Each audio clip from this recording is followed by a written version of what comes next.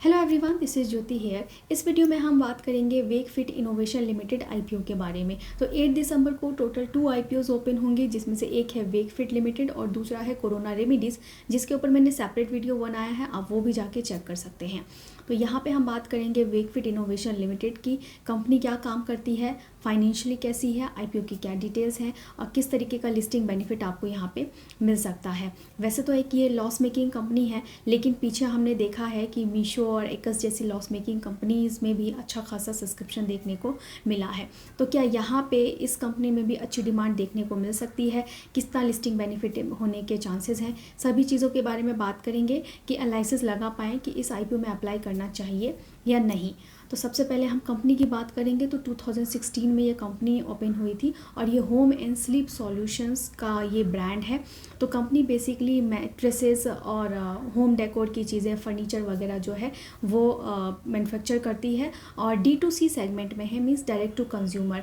तो कंपनी ने अपनी जर्नी सबसे पहले मैट्रेस से, जो फॉर्म मैट्रेसेस होते हैं उससे स्टार्ट की थी और उसे डायरेक्ट जो है ऑनलाइन चैनल के थ्रू मार्केट में सेल किया था, जिसकी वजह से यहाँ पे जो मिडिल मैन की कॉस्ट है वो काफ़ी बच गई थी। तो यहाँ पे ये कॉस्ट इफेक्टिव भी हो गया और दूसरा कस्टमर के लिए ये प्रोडक्ट भी काफ़ी अफोर्डेबल हो गए। तो इस वजह से इनकी जो प्रेजेंस है वो काफ़ी स्ट्रांग हुई और काफ़ी तेज़ी से इनको पॉपुलैरिटी मिली। तो यहाँ पे पहले इन्होंने मैट्रेस से स्टार्ट की थी, लेकिन अब धीरे धीरे होम डेकोर और बेडशीट, पिल्लो, इस तरीके की जो चीज़ें होती है, फर्नीचर वगैरह, हर प्रोडक्ट में कंपनी जो है मैन्युफैक्चर करती है और डायरेक्ट कंज्यूमर को ऑनलाइन चैनल के थ्रू सेल करती है। तो ओमनी चैनल में काफ़ी तेज़ी से ये एक्सपेंड कर रही है। ये कंपनी का बिज़नेस मॉडल है, बिज़नेस मॉडल काफ़ी स्ट्रॉन्ग है। फाइनेंशियल्स हम कंपनी की देख लेते हैं। फाइनेंशियली मैंने आपको बोला कि लॉस मेकिंग कंपनी है, फाइनेंशियली वीक है, लेकिन उसे हम एक बार यहाँ से पहले चेक कर लेते हैं, फिर हम आईपीओ की डिटेल्स को देखेंगे। कंपनी की फाइनेंशियल्स में हम सबसे पहले बात करेंगे इनके असेट की। तो कंपनी के असेट में तो हमें लास्ट 3 इयर्स में यहाँ पे ग्रोथ देखने को मिली है और लास्ट 6 मंथ में भी कंपनी का असेट बढ़ा है। रेवेन्यू की बात करेंगे तो कंपनी का रेवेन्यू भी year on year last 3 year से इंक्रीज़ हुआ है और यहाँ पे 6 मंथ में भी इनका रेवेन्यू इंक्रीज़ हुआ है।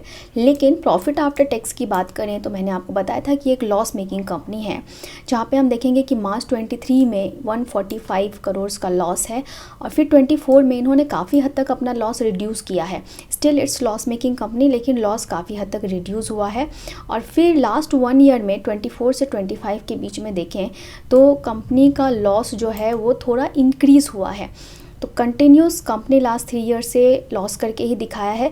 लेकिन यहाँ पे अच्छी बात यह है कि इनका 23 से 24 के बीच में लॉस बहुत ज़्यादा रिड्यूस हुआ है, लेकिन लास्ट 1 ईयर में इनका लॉस जो है वो स्लाइटली फिर से बढ़ा है और लास्ट 6 मंथ्स का डेटा यहाँ पे दिखा रहे हैं। तो यहाँ पे कंपनी प्रॉफिटेबल देखने को मिल रही है, लेकिन ये टोटल 1 ईयर का डेटा जब आएगा उसी पे हम कुछ यहाँ पे कमेंट कर सकते हैं। एबिटा की बात करें तो कंपनी का एबिटा भी यहाँ पे 23 में माइनस में है, 24 में इनका एबिटा जो है वो पॉजिटिव हुआ है, 25 में जो है वो इंक्रीज़ हुआ है। नेट वर्थ की बात करें तो कंपनी का नेट वर्थ जो है 23 से 24 के बीच में इंक्रीज़ हुआ है, लेकिन 24 से 25 के बीच में इनका नेट वर्थ जो है वो घटा है। रिज़र्व और सरप्लस की बात करें तो कंपनी का रिज़र्व सरप्लस भी लास्ट 1 ईयर में यहाँ पे घटा है, लेकिन 6 मंथ्स में यहाँ पे दिख रहे हैं कि कंपनी का रिज़र्व सरप्लस इंक्रीज़ हुआ है। बोरोइंग्स यहाँ पे सिर्फ 24 में इन्होंने दिखाई है कि कंपनी के पास थोड़ी बहुत बोरोइंग्स हैं, तो बोरोइंग्स इनकी कोई कंसर्न की बात नहीं है। अब हम अदर रिटर्न रेशोज़ की बात कर लेते हैं। अब जैसा कि एक लॉस मेकिंग कंपनी है तो दिख रहा है कि इनका रिटर्न ऑन इक्विटी माइनस में है, ROCE माइनस में है। डेब्ट इक्विटी रेशो मैंने आपको बोला था कोई कंसर्न की बात नहीं है कि कंपनी के पास रिजर्व है और यहाँ पे डेट सिर्फ 24 में दिखा था, बाकी डेट यहाँ पे कंपनी ने मेंशन नहीं किया है। Return on net worth, PAT margin, यहाँ पे सब कुछ दिख रहा है कि कंपनी का फाइनेंशियल्स जो है वो काफ़ी वीक हमें देखने को मिल रहे हैं। ये आईपीओ ओपन होगा 8 दिसंबर को, 10 दिसंबर को ये क्लोज़ हो जाएगा। अगर आप इसमें अप्लाई करते हैं तो 11 दिसंबर को इसका रिज़ल्ट आउट हो जाएगा और फिर 12 दिसंबर को आपके डीमैट अकाउंट में शेयर्स आ जाएंगे अगर आपको ये आईपीओ अलाउट होता है, अदरवाइज़ रिफंड प्रोसेस स्टार्ट हो जाएगा। और 15 दिसंबर को कंपनी एक्सचेंज पे लिस्ट हो जाएगी। ₹1 पर शेयर का फेस वैल्यू है और यहाँ पे जो प्राइस बैंड रखा गया है वो 185 से 195 पे है। तो बेटर होता है कि आप हायर कट ऑफ पे अप्लाई करें तो आपको अलॉटमेंट के चांसेस यहाँ पे ज़्यादा रहते हैं। तो एक लॉट में रहेंगे 76 शेयर्स और इस आईपीओ का टोटल साइज़ है 1288 करोड़ का, जिसमें से 377 करोड़ फ्रेश इशू है and 911 crore offer for sale है। तो मेजॉरिटी यहाँ पे ऑफर फॉर सेल है। 10% शेयर्स यहाँ पे रिटेल कैटेगरी के लिए रिजर्व रखे गए हैं क्योंकि लास्ट 3 ईयर से यहाँ पे सिर्फ लॉस देखने को मिला है। एंकर इन्वेस्टर की बात करें तो एंकर इन्वेस्टर से 580 करोड़ रुपीज़ ऑलरेडी जो है इस आईपीओ में रेज हो चुका है। और यहाँ पे ऑब्जेक्टिव की बात करें तो जो भी पैसा आईपीओ के थ्रू रेज़ होने वाला है उसमें से जो फ्रेश इशू के थ्रू जो रेज़ होने वाला है तो उसमें से कुछ अमाउंट कंपनी अपने कैपेक्स के लिए मीन्स कैपिटल एक्सपेंडिचर के लिए यूज़ करेगी, जिसे कंपनी अपने न्यू कोको स्टोर्स ओपन करने के लिए जो इनका प्लानिंग है कि 170 न्यू कोको स्टोर्स इनको ओपन करने हैं उसमें यूज़ करने वाली है। करेंटली इनके 125 स्टोर्स जो हैं वो ऑपरेशनल हैं। उसके अलावा कुछ लीज़ वगैरह पे करने के लिए और अदर कॉर्पोरेट पर्पसेस के लिए, कुछ मार्केटिंग और एडवर्टाइजमेंट वगैरह के लिए भी कंपनी इस फंड्स को यूज़ करेगी। अब बात कर लेते हैं हम ग्रे मार्केट प्रीमियम की। तो ग्रे मार्केट प्रीमियम के बेसिस पे 18% तक का लिस्टिंग बेनिफिट यहाँ पे एक्सपेक्टेड है, मींस एक लॉट पे 1200 तक का बेनिफिट मिल सकता है। अब इस आईपीओ में अप्लाई करना है या नहीं, तो इसके लिए अगर हम इसको समराइज़ करें तो फर्स्ट ऑफ ऑल तो कंपनी का बिजनेस मॉडल अच्छा है, इनकी प्रेजेंस काफ़ी अच्छी है, कस्टमर के बीच में पॉपुलैरिटी काफ़ी अच्छी है। फाइनेंशियली बात करें तो फाइनेंशियली कंपनी पूरी तरीके से जो है एक निगेटिव कंपनी है, फाइनेंशियली काफ़ी वीक कंपनी है। अब इसके बेसिस और लिस्टिंग बेनिफिट की हम बात करें तो लिस्टिंग बेनिफिट भी 18% का यहाँ पे देखने को मिल रहा है।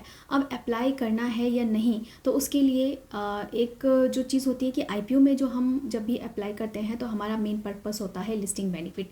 तो मेरे हिसाब से अगर थोड़ा बहुत भी लिस्टिंग बेनिफिट देखने को मिल रहा है तो हमें एक यहाँ पर बेट ले लेना चाहिए। अगर आप रिस्की ट्रेडर हैं तो एक बेट ले सकते हैं और लिस्टिंग डे वाले दिन हमें यहाँ पर ट्रैक रखना है। अगर इसकी क्लोजिंग जो है ओपनिंग प्राइस के ऊपर होती है तो हम इसको आगे ट्रैक कर सकते हैं। अगर इसकी क्लोजिंग ओपनिंग प्राइस के नीचे चली जाती है तो बेटर है कि हम इसमें से निकल जाएं।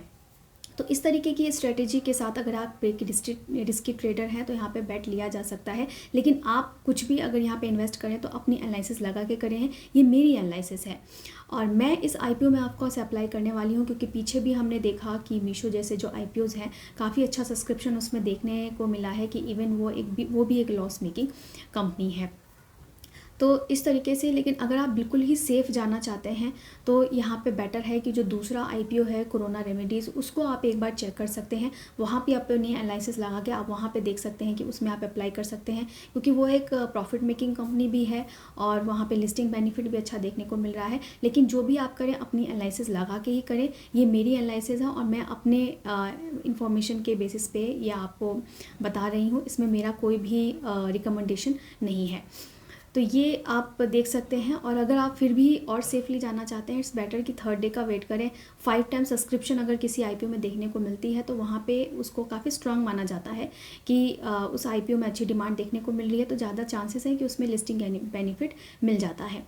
तो आईपीओ का मेन हमारा ये टारगेट होता है कि हम लिस्टिंग गेन मिलना चाहिए। तो उसके लिए इस तरीके के आईपीओज़ में मैं ऑफकोर्स अप्लाई करती हूँ क्योंकि छोटा मोटा लिस्टिंग गेन भी मिलता है। तो आईपीओ का मेन पर्पस वही होता है। आप अप्लाई करने वाले हैं या नहीं मुझे कमेंट करके ज़रूर बताएं।